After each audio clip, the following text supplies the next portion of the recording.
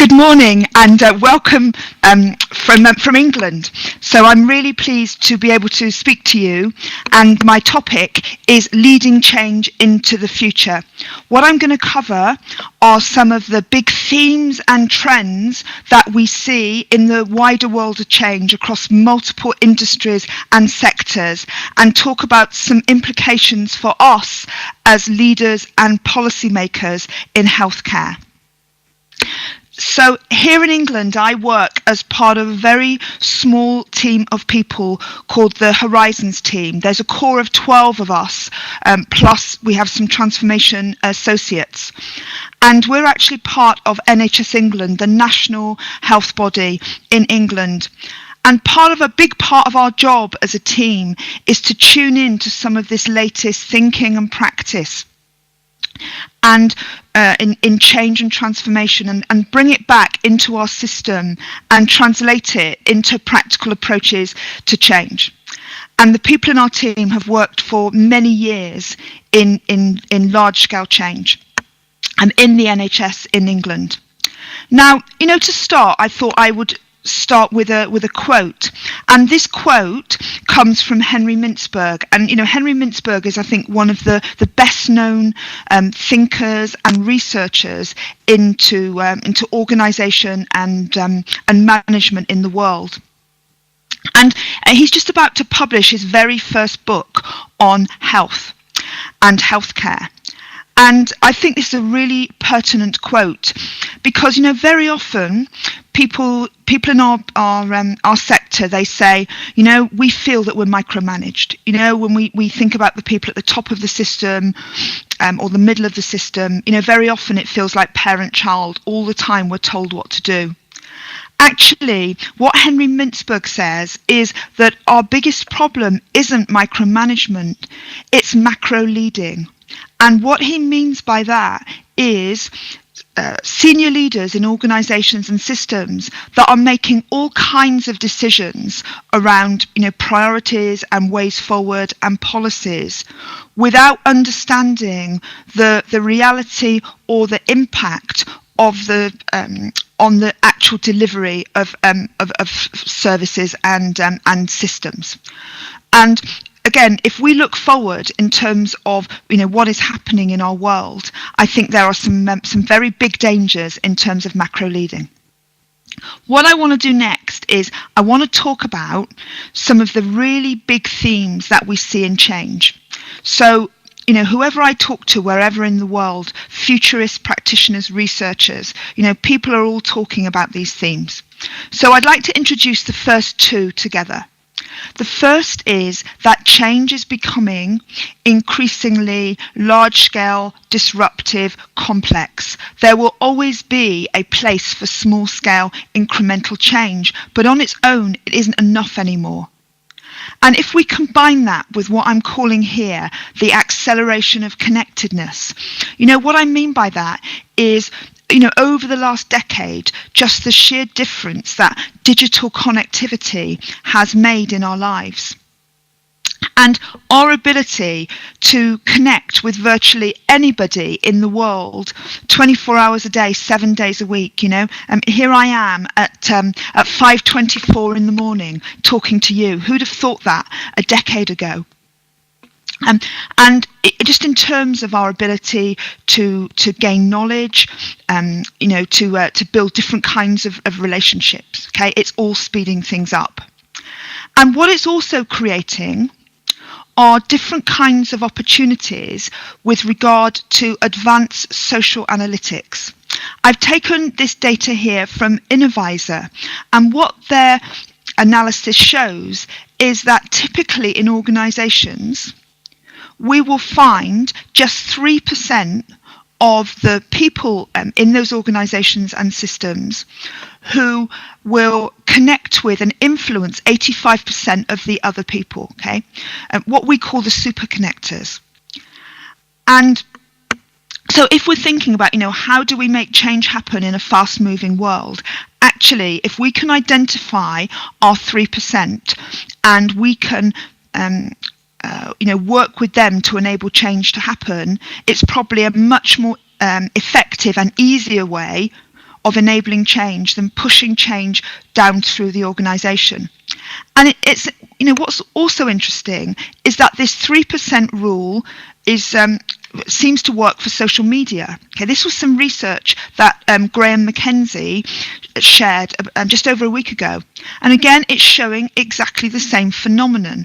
If we look globally across health and healthcare, what we find is that in terms of the content that's getting retweeted, it's getting shared, it's being influenced with other people, about 85% of the content that gets retweeted comes from just over 3% of the people that are tweeting.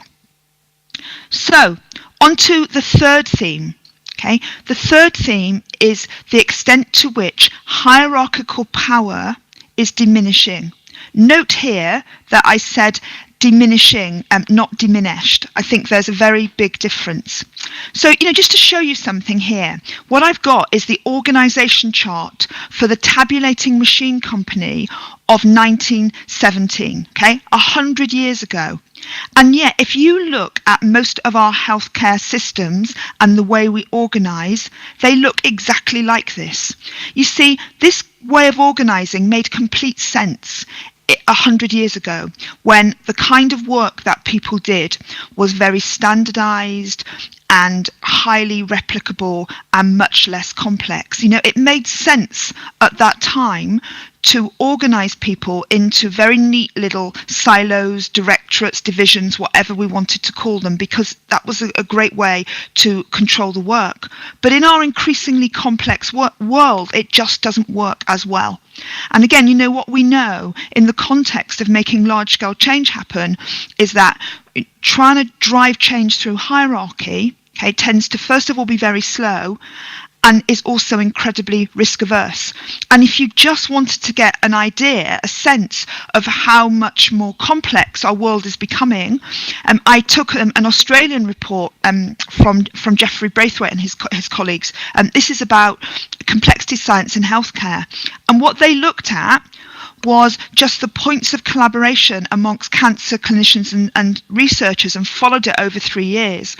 And what you see is just in this time between 2012 and 2015, how much more complex those interactions became. So to actually contain these kinds of interactions and connections in a hierarchical structure and expect to drive change largely through hierarchy just is not as effective as it used to be.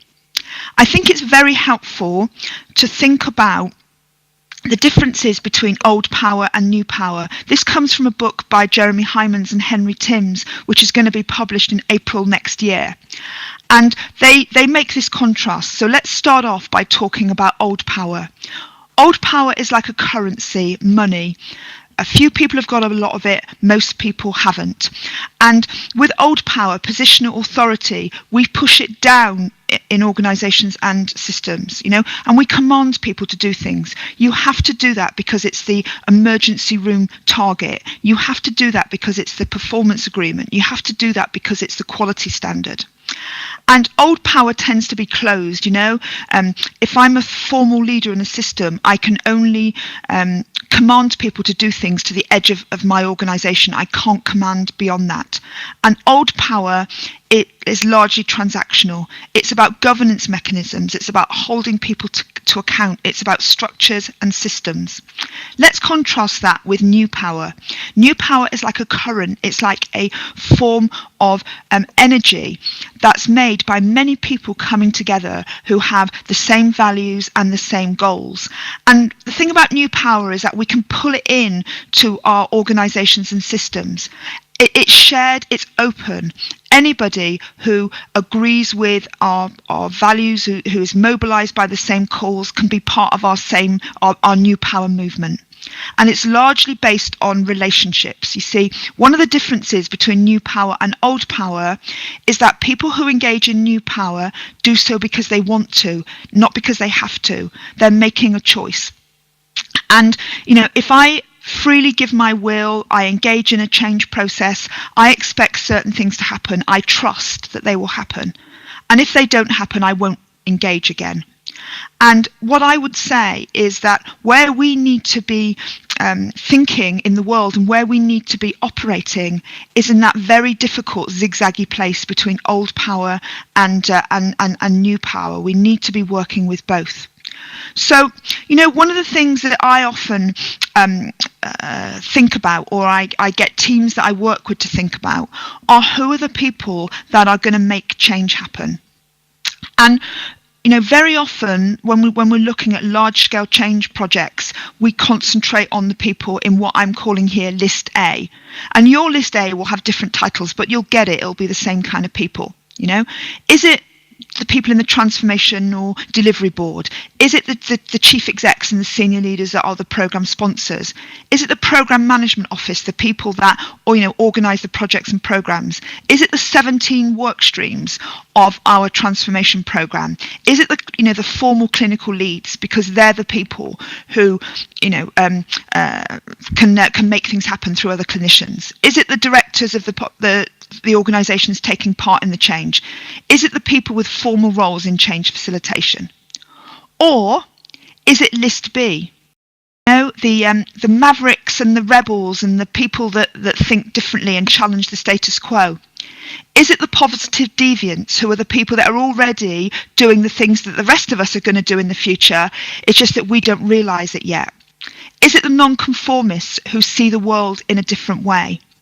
Or is it the hyper-connected people? Now, hyper-connected people are great if they're on your side and they agree with your change, because they're the people that can spread new behaviours. They can role model at a very big scale that other people listen to and are influenced by. They can set mountains on fire and they can multiply anything they can get their hands on. Okay, so who in your system is going to make the change happen? Is it List A or is it List B? Okay. The reality is that for large-scale change efforts, we need both.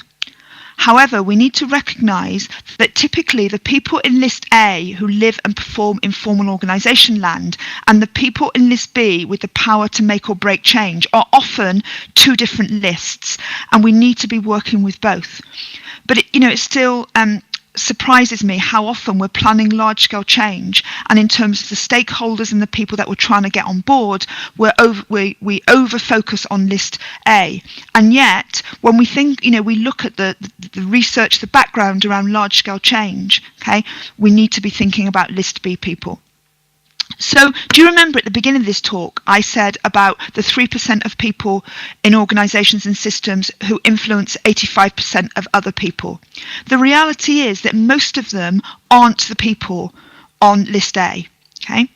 Because again, the Innovisor research shows that formal leaders will typically make up about 12% of an organisation, but they're only driving conversations with 55% of other people.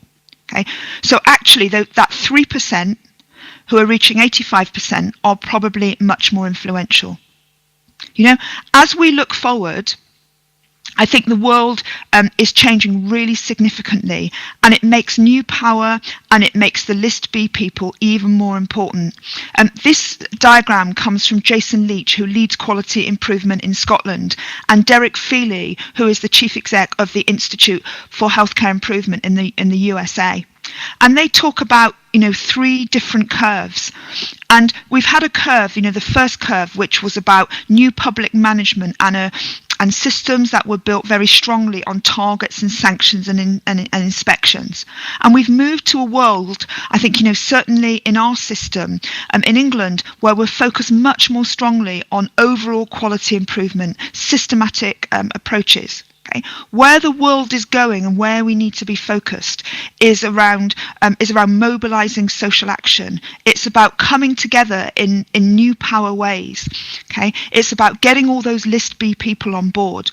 And there are so many different examples of this, so much evidence, I think, or clues to show us that we're going in this way.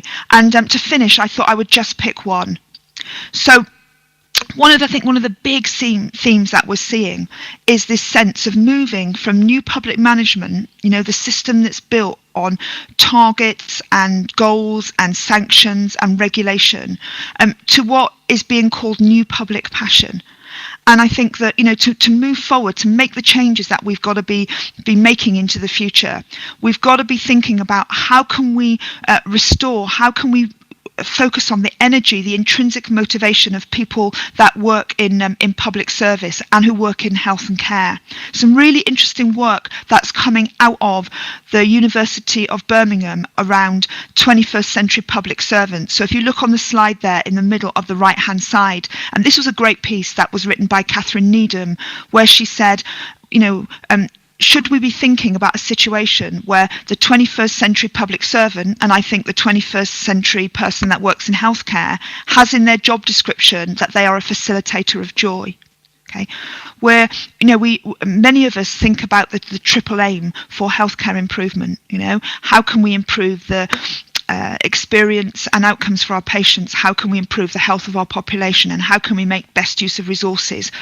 Increasingly, we're focused on a quadruple aim, which is, it's as important that we think about the meaning of the work that people do that work in our healthcare systems, and how we connect back to sense making and meaning and motivation.